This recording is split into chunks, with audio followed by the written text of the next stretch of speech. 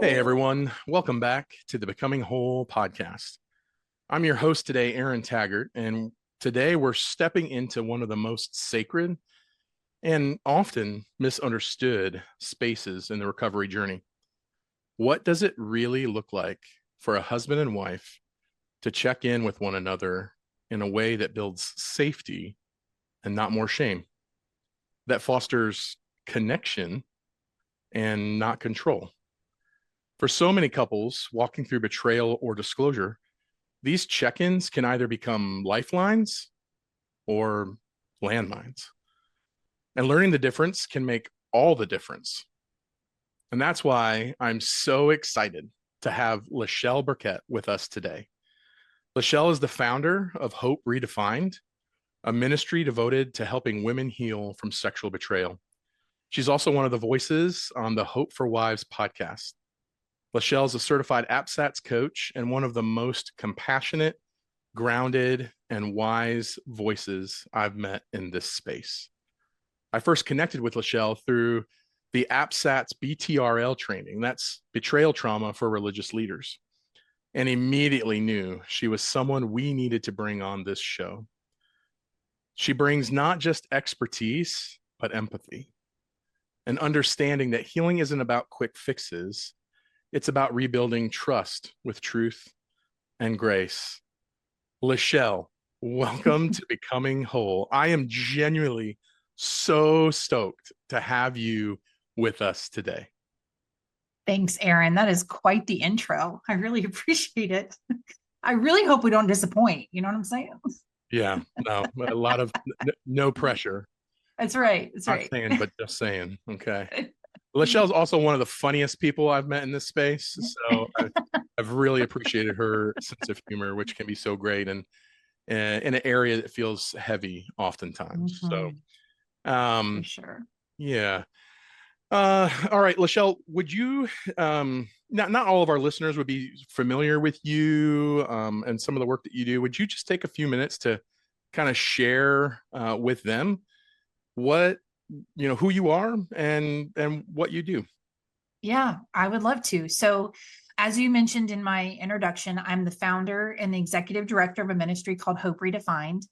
It was founded in 2018. And to be honest with you, the ministry was birthed out of my own story. And I gave the Lord my yes, and I stepped into this with fear and trembling. There was absolutely nothing in this that I thought was a good idea. I thought this whole thing was a terrible idea, but God had other plans. And I'm thankful that I gave him my yes, even though I'm still learning every day. So, yeah. And so when Hope Redefined was birthed, I had already been supporting women in small groups through my church and even online doing Zoom groups before Zoom was even cool. And I had done that for about 5 years and then felt the Lord prompting me to start something that was going to be definitely bigger than myself. And over the last 7.5 years, that is for sure what has happened. We now have the opportunity to support women most virtually through groups. We have coaches. We have a coaching team of 9. We have a private online community, and then we offer a retreat that we run twice a year called Redeemed Hope. And I would really probably call it a spiritual healing retreat for women navigating betrayal. So, and then in addition to that, I get to do the other fun things like the training that you mentioned that you got to participate in, Aaron. We've recently just adjusted it, and it used to be under APSAT's umbrella, and we've now moved it under Hope Redefine's umbrella, and it is called Shepherding Through Crisis. And we're super stoked because we think it's going to give us an opportunity to just continue to teach and equip what we would refer to as first responders in the faith community, how to walk with marriages that have been impacted by infidelity and betrayal. So yeah, lots of things. And then the podcast, Hope for Wives. Yeah, so good. And I know, you've been such a help, I know, to so many women and couples. And and we're going to have in our show notes links to sort of all of those things so that those listening, who might need additional resources and help can also find that there. So thank you for sharing that about you and for, just a little bit of your story. Yeah, absolutely. Love it. All right. Well, let's go ahead and start by laying sort of a foundation and discussing why check-ins even matter in the recovery process. So I want to start with by just sort of like understanding the heart behind check-ins. So let's talk a little bit about what is a check-in and why are check-ins so vital for couples walking through recovery after betrayal or disclosure? I think my easiest answer or my most relatable answer to this question is personal testimony. So I will tell you that in the early stages of recovery, in my marriage, my husband started attending a group. And I was absolutely convinced that I was going to be the best cheerleader in the whole entire world for him as he was heading into group. Thought that I was super confident, going to be just fine with this, like he's going to do great. And then as time progressed, he actually ended up slipping probably about 4 months after he had started group. And that, I will tell you just from a personal perspective, that is when betrayal set in for me. The first discovery didn't necessarily feel that way because he was very upfront about it. Like, hey, I'm struggling with this. I want to go to this group and get help. I was really proud of him. Like, yes, let's go do this. You shouldn't. And also to help listeners know, his primary at the time was online pornography. So it was like, great, go get some help for that. But when the slip came, that's when I felt like that was betrayal, because I thought we had a mutual agreement at that point. Like, you're not doing that thing anymore because now you're in group. With that betrayal, a lot of things started to surface for me that I didn't have language for then that I have now. And a lot of that had to do with the fear of the unknown and being completely out of control. That isn't that by nature. I grew up in a bit of a traumatic home environment. So I learned that control was my secret weapon in everything and all things. And so I kept trying to figure out, what does control look like now that I've been betrayed in this marriage? So I say all that to lay the groundwork that, so my husband starts going to group, comes home, and I would ask the age-old question, so how was group? And he'd say, good. And then I would say, oh, what did you guys talk about? And he would say, oh, I can't tell you. That's confidential. And then my blood would begin to boil immediately, because I am like, what the heck? You just took an entire evening out of the house to go do this thing. Like, I don't understand how there's nothing to tell me, right? And I have no doubt that there are wives right now laughing at the answer of good, because that drives me bananas. But that was the answer. And what I know now that I didn't know then was I wasn't actually asking that question to know about the people in the group and what those guys were doing. I was asking the question because I longed to know what was going on inside of him. And there was so much that felt like it was very closed off, and I didn't understand it. I mean, I didn't even really understand at that point in time why you would have chosen porn to begin with. I thought we were in a great, happy marriage. Our sex life was fine, like all the things. So what I was doing in those questions was I was trying to get information about him. I wanted to discover more of him. Did I handle that well with great maturity? No. Instead, I responded with, why do you hide from me? Why do you keep everything so secret? This is crazy. You're not actually doing it. I would move into panic and fear. Suddenly, my hypervigilance started to convince me he wasn't even going to group because he would never share anything. And so when the tool of a couple's check-in came to us, that was such a gift for me to feel like I had permission to ask questions and to be able to see more of his heart as he was in recovery, but also as I was trying to heal. Yeah. Yeah. So it sounds like it kind of gave you some language, to be able to ask, different questions, or to really engage his heart, and for him to probably have a little more clarity on, how to share, or what to share. So, the check-ins can often be structured, and we'll talk a little bit more about what some of those check-ins look like later. But it is such I think I say it a beautiful thing, because it does bring opportunity to engage in some of these hard places in a way that feels, and you can share your experience a little, I don't know, safer, or a little like that structure is kind of comforting, because it's it's a way to enter into that sort of like a shepherding into something that we normally won't, don't want to really touch. Right. Absolutely. And I think the structure is the word I think you keep is really important for us to have, because we've navigated addiction and betrayal pre-kids and with kids. Mm. And as you probably, I know you would know too, Aaron, with having kids, is like, there's no time for us. Like, we're not going to have this kind of conversation standing in the kitchen while I'm working on the mac and cheese, right? Like, this is stuff that we need to be making eye contact with and really engaging with one another. And so not having a structure really does lead to it falling off and people not continuing to do this in an effort to grow in intimacy, emotional intimacy with each other. That's so good. Yeah. Lyschel, how would you help couples distinguish between a check-in that builds safety versus one that maybe fuels anxiety or control? Yeah, no. Distinguishing between those is, I think that check-ins can get really murky. And I know we're going to talk about some of those different tools that people have created and that couples oftentimes use in this space. Check-ins are not designed to be one-sided. And I think that one-sided check-ins are where the anxiety and the control come from. And that's just important for us to know, even as for me to speak as a betrayed partner. Like, I for sure tried that tactic where I was like, I'm not sharing anything with you because I don't feel safe with you, but I want you to report into me. I need all this information. Now, was there purpose in that? Yes, I was hoping for information and I was terrified of being vulnerable with him. I was terrified of putting out anything that was going to potentially be used against me later.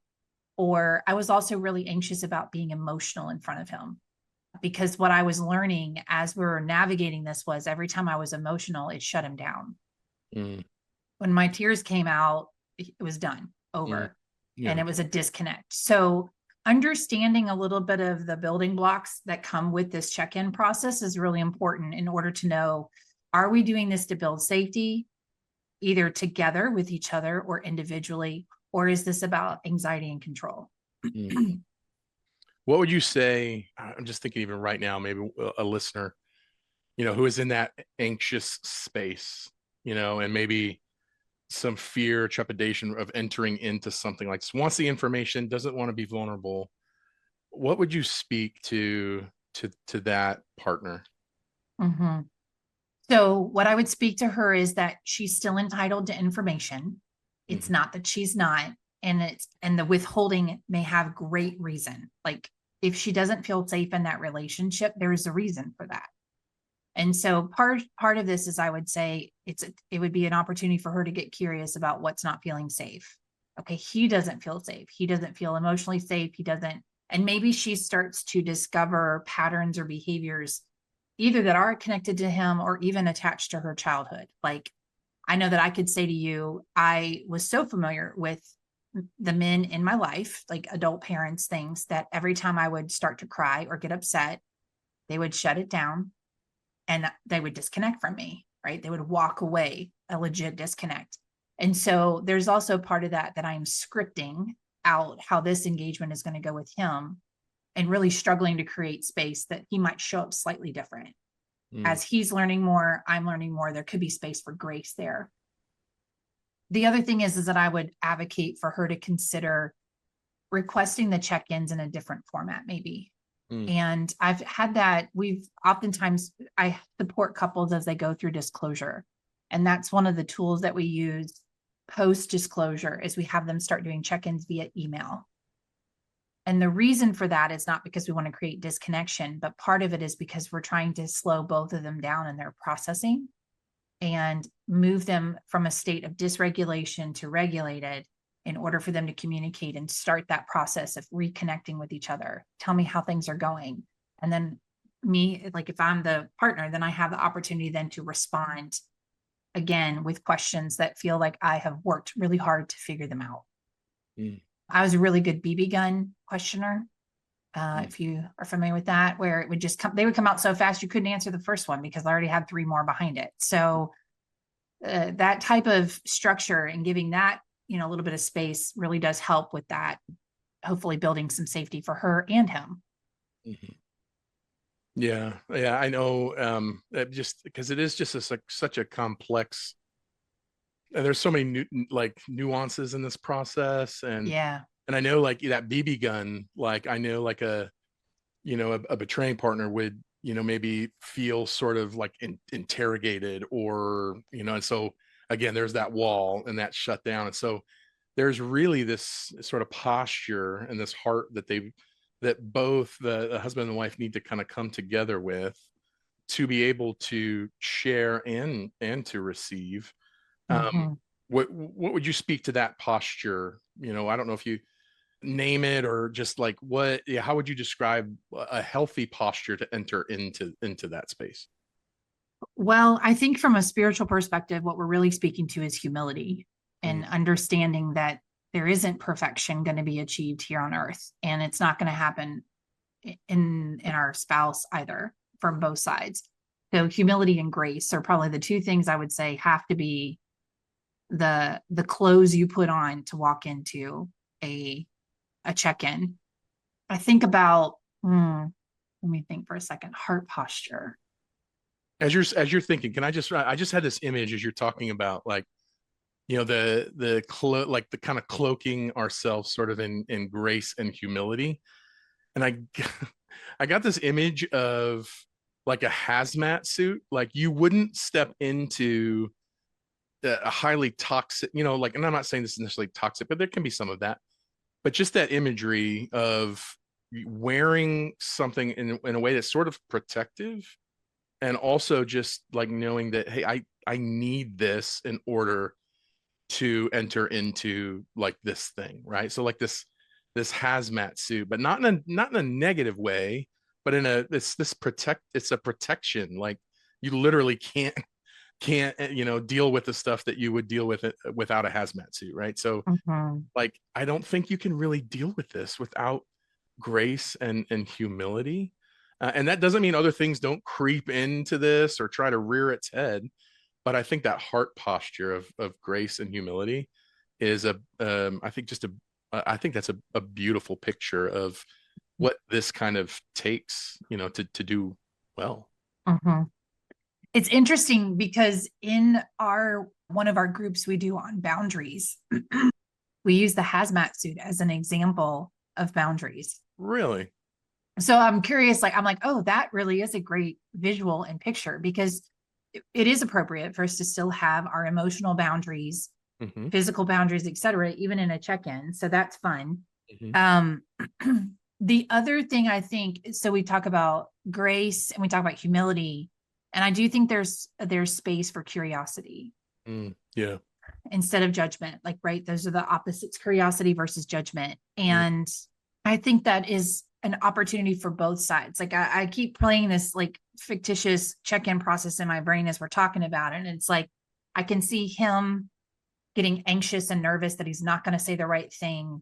mm, And so he picks up his default defense things that he does to try and keep himself, quote, safe, hmm. which oftentimes results in breaking connection with a person, right? I'm gonna clam up, or I'm gonna whatever, berate you for being too nosy and asking me too many questions.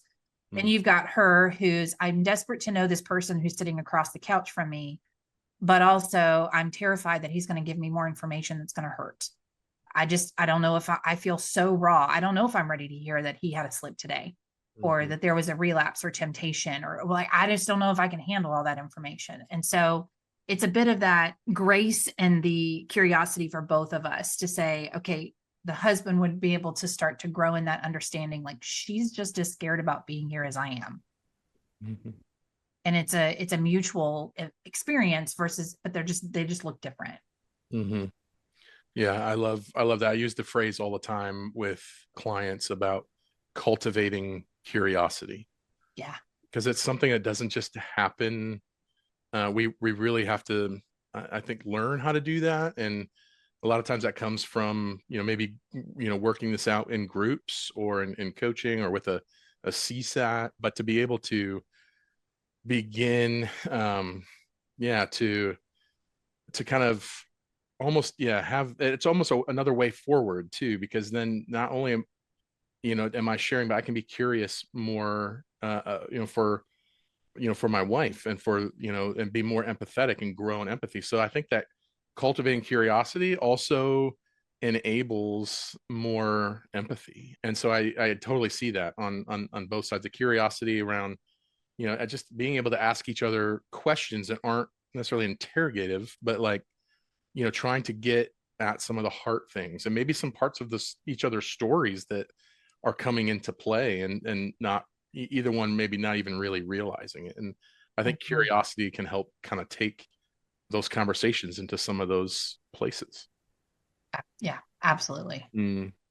Let's talk a little bit more about safety, truth, and emotional regulation, because so often I've heard from couples that the conversations either go really well or they crash and burn. And you've kind of, noted some of that.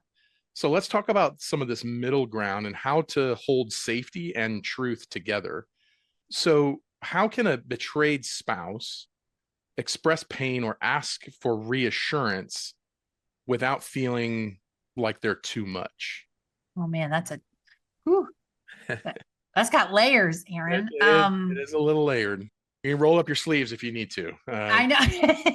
Well, because my coach brain came on and my betrayal trauma coach brain Sure. came in, and I Oh was yeah. like, tell me what's happening in that environment Mm-hmm. that makes you feel like you're too much, Mm-hmm. right?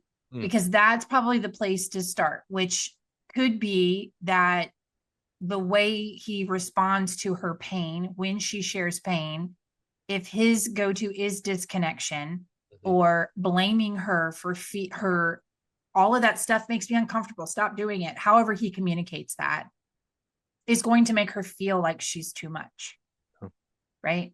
But yeah. then there's also this part of it of, is that a belief about herself that she has had the majority of her life, is I'm just too much, there's no space for me here, especially when things are chaotic or hectic. I need to be small.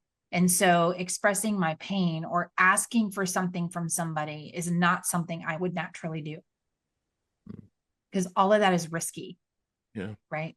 If Yeah. you've lived in an environment, you grew up in families where reassurance was not necessarily offered, or you being able to communicate a need, I have a need for this, and that the need would be met, this is where you're going to bump into this of saying, I don't know that I can actually ask for anything from this person. Mm. And I am in so much pain. I don't know. Like I always use the analogy or the metaphor of betrayal is that impact. There's been a terrible, tragic car accident, and the betrayed wife is actually ejected from the vehicle. Mm. The husband's driving, and when the accident happens, medical care typically does come around him and they haul him off. And unfortunately, what we tend to see in the relationship or the experience for the wife is, then the pastor will come and meet her laying on the side of the highway and say really hard things like, were you guys having sex? Mm. Is it time for you to get up and forgive him for crashing the car? So on and so forth. Okay. The reality of this event in this moment is that she is bleeding all over the place. Mm-hmm. And if a paramedic came up to her and said, ma'am, what do you need? She would not have an answer. She would just say, I'm bleeding. Can you make that stop? And Yeah. they'd say, how would you like us to do that, ma'am? And she'd go, I have no idea. I don't know. I just know that I'm bleeding. And I think that's what plays into this question here about helping a spouse understand where she's at and the challenge to knowing what she needs. Mm. Yeah. And my encouragement to the the betraying partner, which is typically the husband, would be to, be able to again grow in some of that curiosity and to have compassion towards that pain, and not in a way of kind of carrying shame, because I think that's where so many men get wrapped up in, is the like the shame of I've caused this, those types of things. But to be able to sit there, with her in that pain, and that itself, I think helps that just, the empathy that you need to be able to just to sit there and to listen and to enter into that pain. It's, and in a lot of ways, it's not too different than entering into some of the pain of our own stories. Like, we don't want to do that. And that's where a lot of these kind of behaviors come from, and then, yeah. So I think that's just such a beautiful thing to be able to do, and to allow the spouse to express the pain, and not, and to do some of that work, to, if there's work needed, to grow in the ability to sit there and to, provide that reassurance for her, and that she's not too much. Mhm. And I think that's, that's a hard place, but I think it's a good place to get to. And I know couples often, can get there, but it does take some intentionality on both parts. Mhm. Yeah. Yeah. Yeah, I mean, I want to even, can we pause for a second and offer a definition for reassurance, Yes, please. or even just an example Yeah, of go what ahead. reassurance is? Because I think that is another place of breakdown that happens in the coupleship, Mm, is what she needs. She doesn't have words for, right? I don't know how to tell you, just help me stop bleeding. mhm, And then so he will jump to an assumption of what reassurance should look like for her. And mm, oftentimes it's, don't worry, I'm doing great. mhm, Or I went to group this week. What's the problem? mhm. And that is his feeble attempt at reassurance. Yeah. And reality, most of the time, that's not what she's actually needing in reassurance. Mhm, What she's needing is a reminder of, is he safe? mhm. Are you safe? Are you telling me the truth? How do I know that you're safe for me again? Because that's what we're hoping that we're rebuilding in this, is this safety, which then leads into trust, Yeah. right? Because without trust or without safety, we can't trust anything. So Mhm, how do you show up as a safe person? Well, when you think about, I mean, again, I'm all kinds of word pictures, but when you think about getting in front of a dog who's been abused for a long time, and the dog is very scared, and you can visually see that that dog is very scared, you're not going to scream at the dog, you're safe, what's your problem, mhm, right? mhm, You're going to potentially adjust even the posture, the way that you're looking at that dog, maybe even your heart rate drops. Like, there's lots of things that can be communicated to that animal to say, I can be safe for you. mhm, And that can be the same thing with your partner, mhm, and helping her understand that you are trying to show up safe. mhm, Um, I remember an event where I had a full-blown panic attack in our kitchen. And as it first started, my husband was standing up over me saying, "What's wrong with you?" mhm, Now, I think in the moment he was saying, "What's wrong with you?" from a place of fear, like he wasn't sure what was going on. But what I heard in my anxiety and my panic was anger. mhm, It wasn't until he sat down on the floor next to me mhm, that it registered to me, he's trying to show up for me mhm, instead of reprimand me. Because mhm, that was the natural bent, was the reprimand. And I was just like, I can't, my brain could not get to a place of saying, this is what I need. mhm. And I think about how that is exactly so much of how Jesus modeled connection for us, was being with, right? Sitting down and just being with, and being able to speak the truth in love over somebody. Like, Mhm. those are the things that I just would like just say, that is how you do it. You get with them. You get Yeah. with. Yeah. Yeah. I mean, that's a beautiful image of, I was actually thinking that, like, when you were talking about, I was like, oh, what would I do? Like, if there was a dog that was, like, just cowering and just fearful, and you could see it and it's shaky, and, I'm going to get down on its level, and then you talked Yeah. about, it was when your husband got down on your level, right? Sat on the floor with you. um Maybe, this could be a, posture of sitting across from each other, looking into the eyes. I've done some, different exercises where I've looked deeply into people's eyes, and like ministry time type things, and there is something so profound just looking into the eyes, not even sharing words, but Mhm. what you receive from that other person, and what you can feel and experience. there's something really, I think, beautiful in that is also this sort of posture of really kind of like leaning in, like, getting, helping to that partner to feel that reassurance and to feel safe. Safety is so important in that. And like, you're not going to share anything like unless you're feeling, safe. So, Right. as the betrayed partner, how, important it is then to try to help that their partner feel safe so that she can share, so that she can even heal. I mean, that actually, and I tell guys this all the time, that actually shepherds in healing for her. Um, Mhm. and Yep. the more she's able to heal and the more you're able to heal, the more your relationship is able to heal. So even though it's hard and you enter into that, you're actually creating an opportunity for her healing. Mhm. And I think that's so important. And it's so easy for guys to kind of lose sight of that because they get wrapped up in the moment or in the difficulty of that or the reminder of the behavior or the shame. And so that plays such a huge role. But yeah, just that getting down on a level, like I even see like, sometimes if the couple's in a place where touch is okay, like a hand on the knee or, again, safety is important, so it's like, you want to communicate, how can I communicate safety and not sort of a domineering posture? Because this isn't about dominating or control. This is about connection. And Yeah. Oh, so good. and you can slide tacos towards her too. Sometimes that will speak lots. Yeah. I'm Yeah. totally jesting.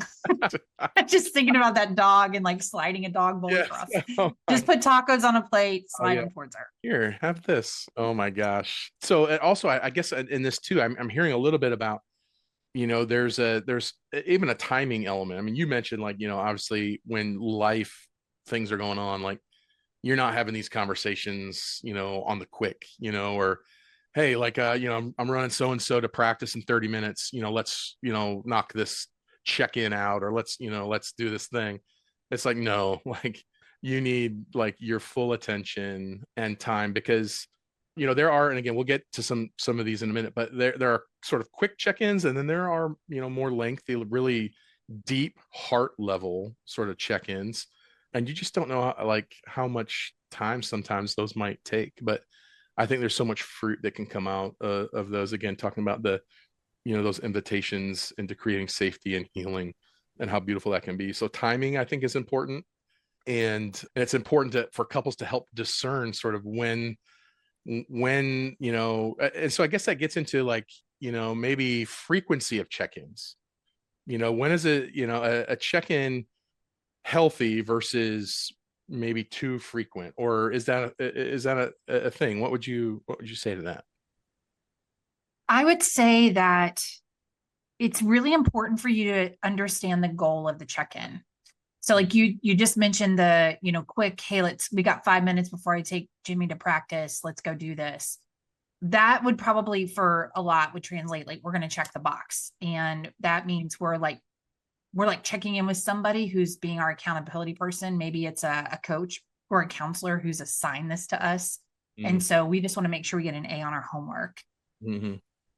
And maybe that is your goal. Maybe at that point in time, that's the best you can do is just get A's on homework.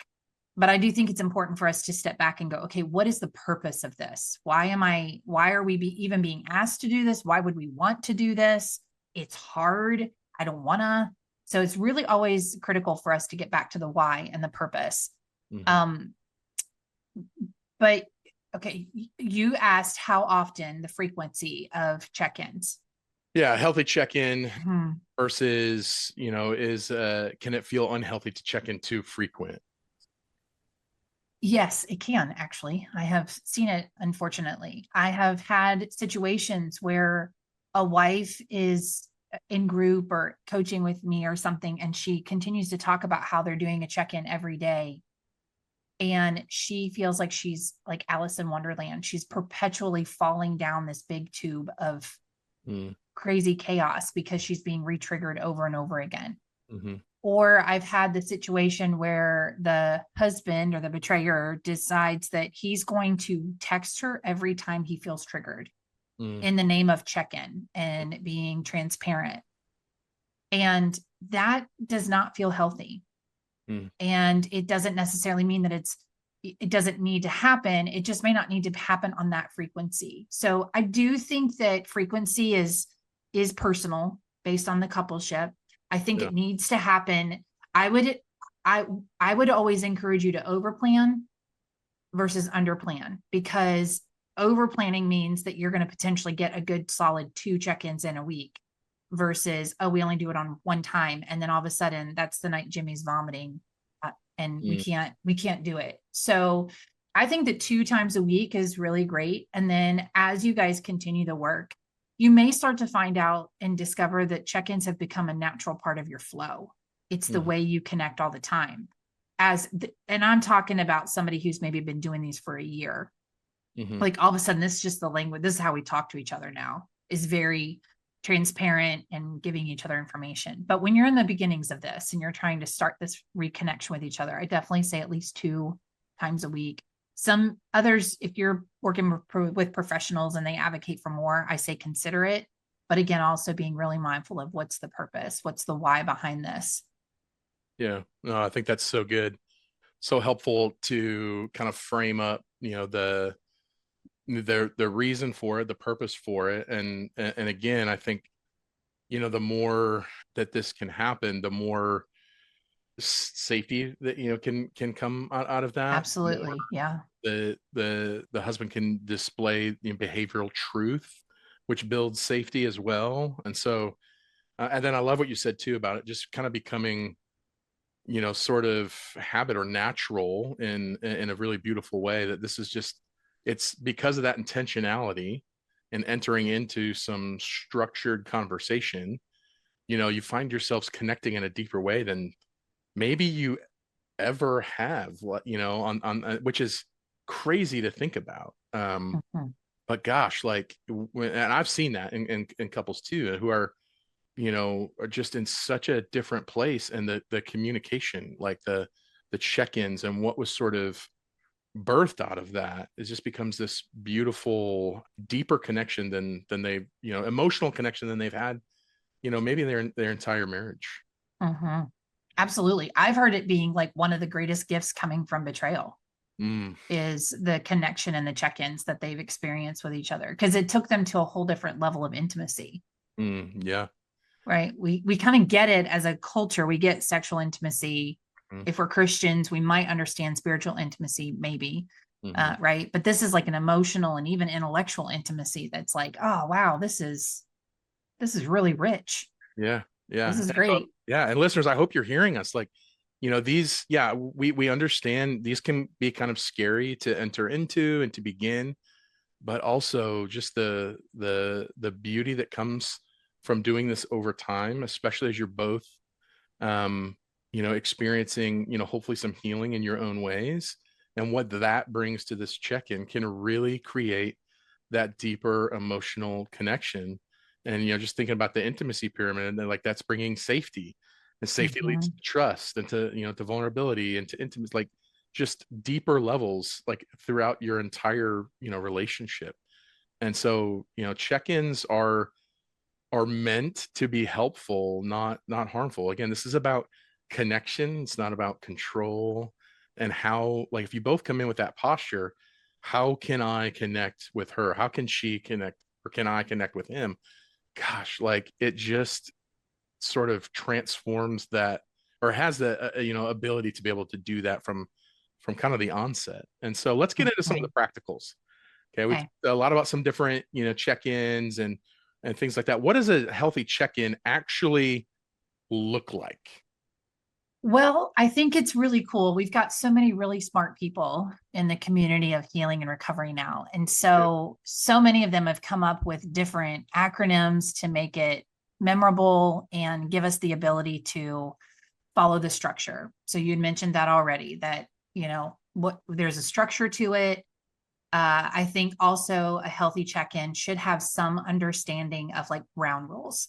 Yeah. And what I mean by that is it was important for us to start ground rules. You mentioned like I'm a jokester. I do like to take a lot of things lighthearted. And even in the beginning, I also struggled with a lot of sarcasm from my pain. Mm, yeah. And I needed to be able to like help myself know that one of the ground rules was that this was not space for sarcasm. Mm. This was not space for jokes and things like that for a while. I mean, eventually our natural things will happen, but Mhm. trying to help me show up in a certain posture, like we've already talked about. But there were some ground rules. The other ground rules that we had also established was you cannot course correct me in a check-in. Mm. If there is a situation or an issue that's going to be something different, you're not going to come in here and reprimand me for things that I'm not doing for you, because it's really not about me. When we call it a check-in, it's not about checking in on her. It's about checking in with self and Mm. sharing what is happening within self. And I'm going to share that with the person sitting across from me. Mhm. Right. So again, curiosity over judgment, Yeah. all the things. Yeah. Yeah. Bringing yourself, this is a space to bring your true self, to share and again, vulnerably, but to share and then to practice, being able to receive that. And I think like, there are some different, prompts and questions that help anchor some of these conversations in honesty and connection. And one that comes to mind for me and that I'm most familiar with is Thanos. And when I say that, I always, kind of emphasize that I'm not talking about the Marvel character, that's Oh, Thanos. So you got to really emphasize the Thanos with the F, yeah.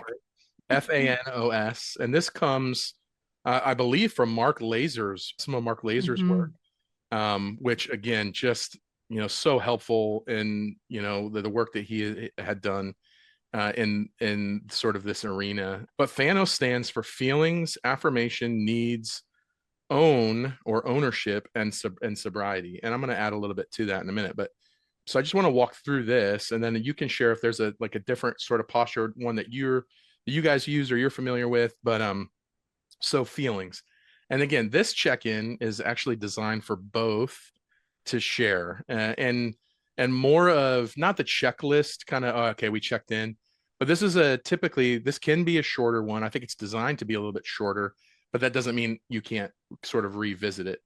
But this is, one partner shares their feelings, so they state their feelings, not their thoughts. Just, this is how I'm feeling, I'm going to be real with you right now. And then an affirmation for the other person. And I love this so much. You and I were talking before we hit record that I think in this process, affirmations or like something, calling out something good in the other person Mm-hmm. is so difficult at times because of pain, or like or I'm dragging my feet for this conversation, I want to have this conversation, but now I've got to say something nice about you, and it's like, oh, like, okay, and so to be able to say that but also to receive an affirmation is so huge, I think, when you're going through, betrayal or disclosure, and to remember, hey, like, I care about this person, and there are good things. It's not all bad, and we can kind of get lost in that sometimes, that, but the affirmation, so give your spouse an affirmation, say, thank you for something, or point something out, that you're thankful for that they've done, or that type of thing. And then needs, you communicate a need, so you ask a need that you might have for that day, or for the week, something that you're needing. And that's not necessarily from your spouse, it's just something that you're communicating. Hey, I Mm-hmm. need this. And you want to be really specific here. You don't want to leave that sort of vague, but be specific in asking for a need. And then taking ownership, owning, something that you did or said. Oh, yeah, I kind of talked to you in a really terrible tone, and I just want to take ownership for that. I could have said that differently, and I didn't, and I'm sorry. I recognize. So it's being able to grow in that and call that out is helpful. I know for me that's even a struggle. Taking ownership for that kind of stuff is so hard, but I know when I do it, it's definitely noticed. So taking ownership, taking responsibility, apologizing for maybe a way that you've shown up. And then for the betrayer, it might be sobriety, right? So you're maybe just reporting on the status of your sobriety. But I also don't like to just leave it there. I like, okay, also like sobriety, and sort of the like what work are you doing? Like So it's almost kind of like trying to sandwich this by not just, hey, like, and I did slip today, or, whatever, but this is what I did, and I contacted, like, so what are you doing about it? But also on the spiritual side, like, what is the Lord showing you, about Mm. this, about yourself in this process? What is he, what is he showing you about him in this process, about me in this, like, so I think there's a spiritual element here that can be really helpful. And for the betrayed spouse, if you're not having to report on sobriety, because this isn't something, unless you struggle Mhm. with that, but for you, it might be safety. Like, the S is safety. Like, you're communicating how you're either feeling safe or what you need to feel safe. And then also the spiritual, component for her as well. So I think that's a beautiful structure, and we'll put that in the show notes as well. um, Mhm. so that if couples are looking for ways to enter into this is a great structure. Again, this is a shorter one. You kind of go, the one spouse will share completely through Fanos, and then the other spouse will share. There's not a whole lot of intended dialogue initially in that. It's actually recommended that you don't.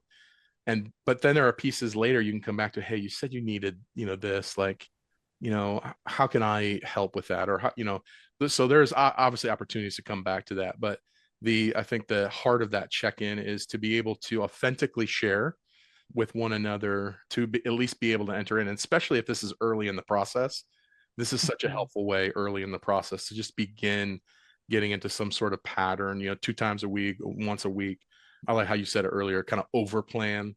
So, Mhm. but again, this might be a little bit different for every couple, in the beginning. But what would you add to that? Like, are there other sort of check-ins or elements that you would want to voice and bring into that, Michelle? Yeah, I think I will say we oftentimes will swap out the S as well and we'll use it for self-care. Love it. Like, what are you doing for self-care? And I think that's an So good. important acknowledgement for both parties. I think everybody needs to be paying attention to what self-care looks like. Hmm. Um, the other thing I'll tell you is that I find that if you are aware of your spouse's love language and you're listening for that kind of thing within the Fanos, it actually makes this really significant deposit. So Mm. when you think about your spouse, if your spouse is the words of affirmation, that A is going to matter, Hmm. period. Like it just, and you might want to just go overboard a little bit in the A because it's an opportunity for you to extend that. If they're if their love language is acts of service and you're hearing them share needs, that may be an opportunity. I'm not saying that this is a requirement, but it's opportunity for you to start hearing, okay, what is it that they're needing? I know that a lot of times I would say, like, I need a break. I need to go to Target by myself and nobody talk to me. Hmm. Right. And that was like, so was there an opportunity for my spouse to show up and say, hey, let me make space for you to do that? Mm. That would have been very a loving thing to do in helping in that, like, you see me, you hear me, you're listening, you're paying attention. And then, so just a little bit of food for thought. Think about some of your love language. I know I'm getting kind of complex with that. They're like, what? I barely got the acronyms. Now you want me love languaging too? But could definitely help in that place of helping your partner feel seen and heard. Mm. So Fanos, I love it. I'm just going to tell you a fun story. I Yeah. actually had an opportunity for about, I don't know, 4 or 6 months. I got to lead a men's group. Wow. Yeah, it was really cool. I was very grateful for the opportunity. I was not able to fix any of them. They're all still terribly messed up. No, I'm kidding. I'm totally kidding. But so we had talked about doing check-ins and the intention behind it. Mm. And I decided that when we started our group every time, we would do Thanos. Mm. And so we would go around the table and every guy would take a letter and practice doing a fan. Like, he would practice giving an affirmation to someone in the room, or he Mm. would practice expressing a need. And what I found is that there was such growth for these guys and their ability to then go home and do this with their wives, because it was like they had this opportunity to practice this in an environment that they didn't feel super judged in. Mm. And they started gaining some level of confidence before they went in. And now they're doing it with their wife. but they know she's like listening to every single word and like trying to make sure that he's getting it right and all these things. And so it was really cool to watch them stretch each other, especially in the feelings area, Mhm. because everybody was mad, sad, tired, hungry, or bored. And then we had to keep saying hungry is not a feeling. Like, I understand you're hungry, but that's not actually what we're talking about here. So yeah, it was really cool to see them stretch each other Mm. in that space with the Thanos as an opportunity for them to then take that tool and feel really potentially more successful with it at home. So I love yeah. that. What a cool opportunity, and what a neat, thing to be able to do with a group of men, and then witness that change, and then for them to be able to go, home, and to enter into that, and to grow, Yeah. and get more in touch with their feelings and their emotions, like, because I think, again, that's a big part of this healing process, especially together in the check-in, sort of in that check-in way, is, the more you're sort of growing, again, curiosity too, right, in that, like, but the more you're growing in these ways, you're actually able to show up differently than you Mhm. were before. Yep. And that is maturity, or emotional maturity, which is such a big part of this process, is growing in that, right? Your emotional maturity, staying more regulated, learning how to do that, and skills that help with that. And because that is a big part of the check-in, process, I think. Mhm. Yeah. Yeah. Yeah. Gosh, that's so great. All right. I want to bring in a little bit of a spiritual component to this. So, rebuilding trust, I think there's also an element where, the couple, gets to a place where, they are, I think, the spiritual intimacy together, and connecting. And so being able to check in, and then, I don't know, like, end in prayer, or, when, if things feel fragile, what, I guess, yeah, do you have a picture for the listeners, like, what spiritual intimacy might look like in that rebuilding phase, through check-ins? Yes. Again, I'm going to use the blanket statement that it's personal for everyone, because immediately as you asked the question at first, I thought, golly, in those situations where maybe he's in ministry or Mm. has been now in ministry and is now no longer in ministry, Yeah. spiritual intimacy in that relationship could feel very, very dangerous. Hmm. Where she's still trying to dissect God and that spirituality from what her husband has chosen to do, and then also serving God, right? So there's a lot of that that still needs to be healed for her. So I think my first thing would say is approach this when you're ready. Hmm. Don't forget that you can do brave things, and you can do things with courage.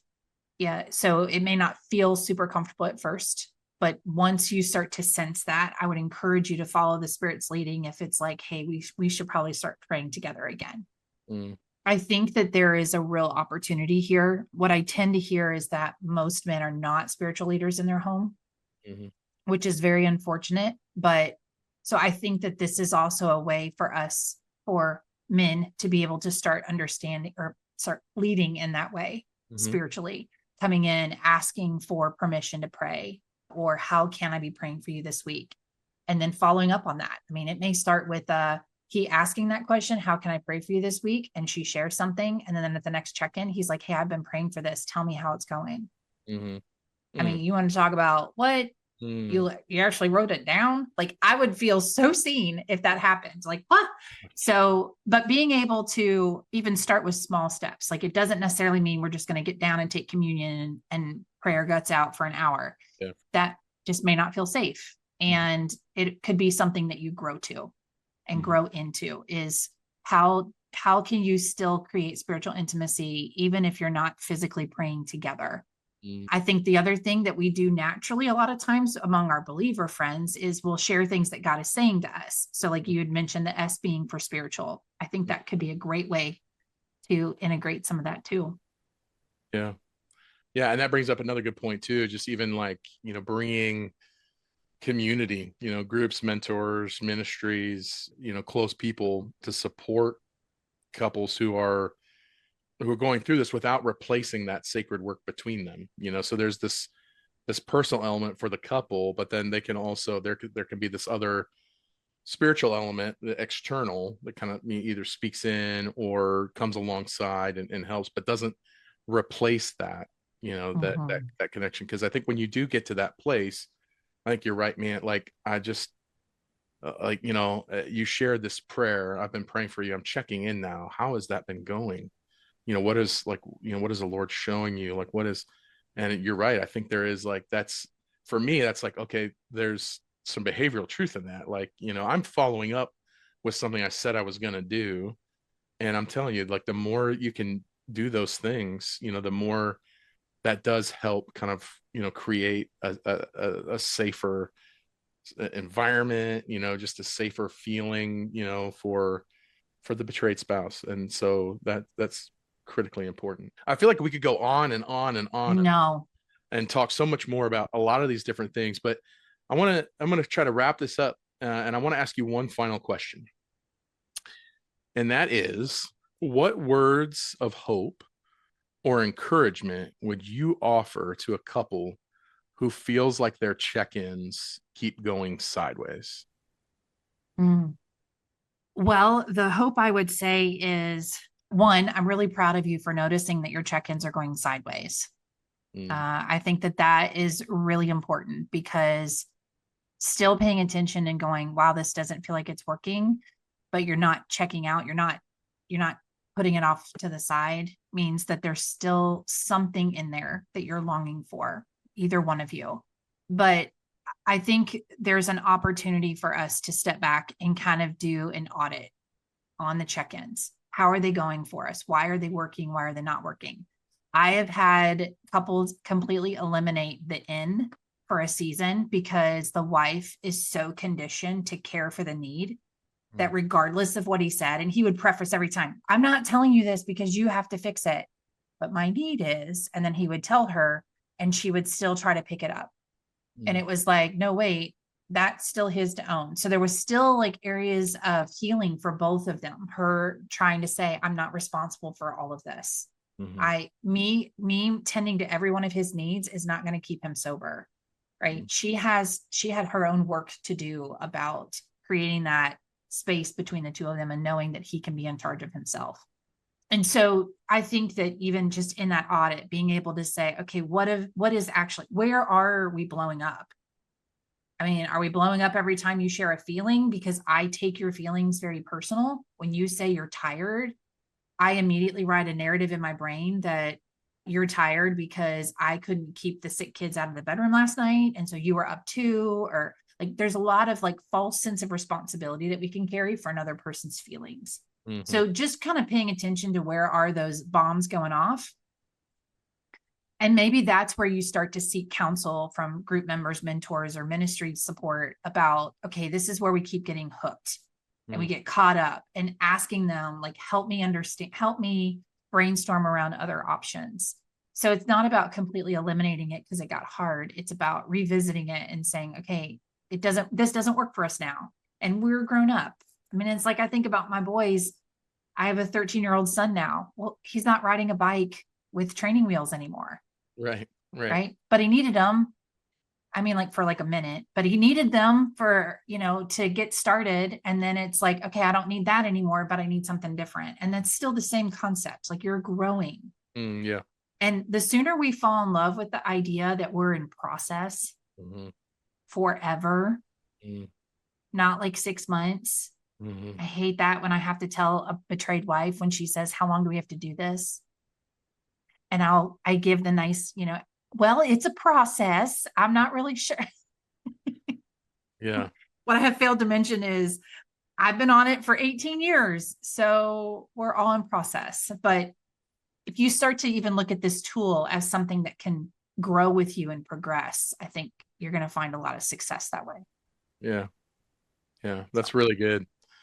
That's yeah. really good growth. I the that I was drawn to that too, and that idea of, growing, and even like, as we're growing, there are growing pains, where we Mhm. learn sometimes from, oh, okay, I tried this in a check-in and that didn't go really well, so maybe, we need to try something different next time, or I need to show up, differently, or, whatever. We're learning, we're growing.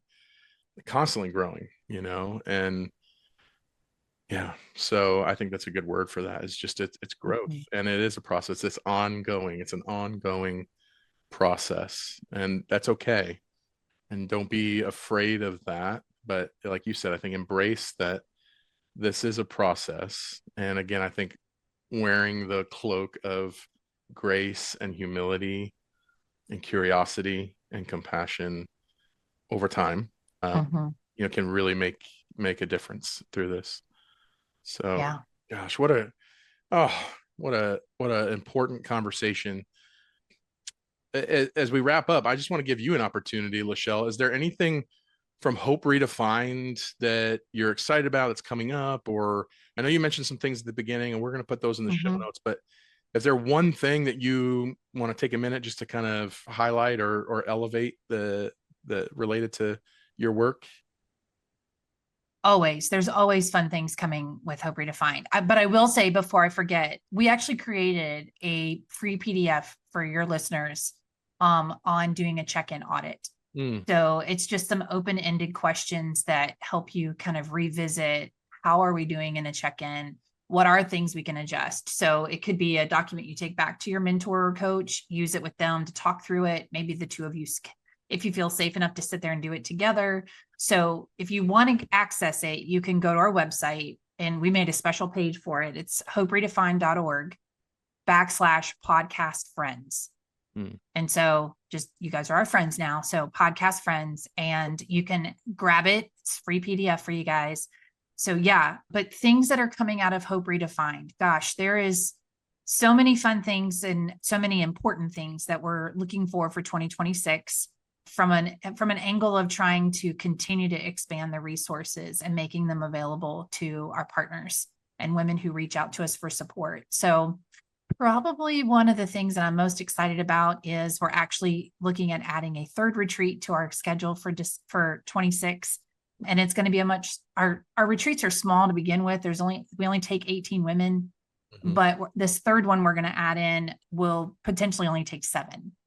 mm. And we're doing that for a lot of reasons, but particularly women asking for that smaller space, even just for the privacy and confidentiality. And the answer is yes, we can make that happen. So we're really looking forward to that.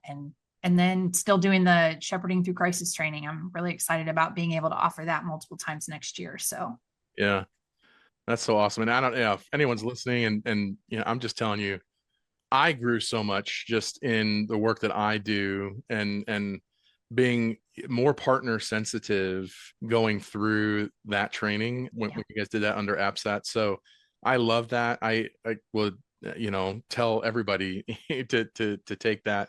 I don't know. You maybe need to be a professional, but it's so no, you do good. not. Okay, You great. are, yep, you can Yeah. be any lay leader, Oh, any come person in a faith community that wants to know more about how to on. care for a couple and be a first responder. It's so needed in the church. So I Mhm. hope there are some listeners that will embark on that because it Yeah. truly was transformative in my thinking and approach when I work Mm, with my clients. So deeply grateful for that. love it. And also just because you're hilarious. And so I got to meet you Thanks. through that. It was awesome. So Lyschel, thank you so much for your heart, for the way you lead in this space. It was a delight to be able to chat with you today. And I'm so thankful for this conversation because I think it's so needed, to help couples.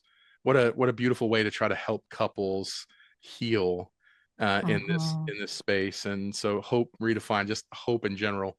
It just really is just an opportunity to influx hope, I think, into a relationship. So thank you for Yeah. your time today. Delight and honor to have you on, friend. Thanks, Aaron. I appreciate it. Yeah.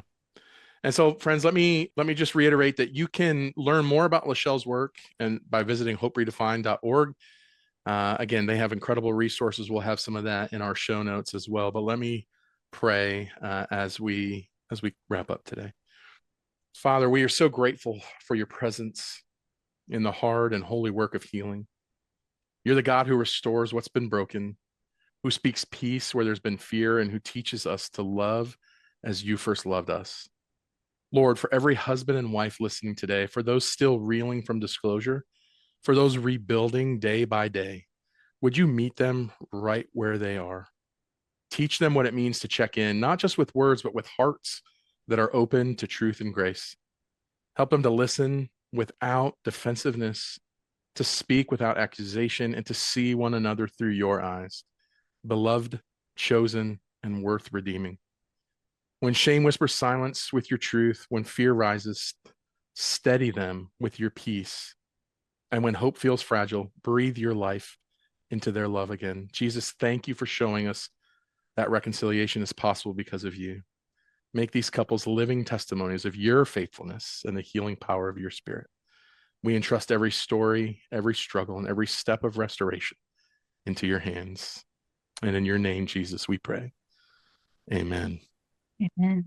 Until next time, keep pressing into the truth, keep walking in grace, and keep becoming whole.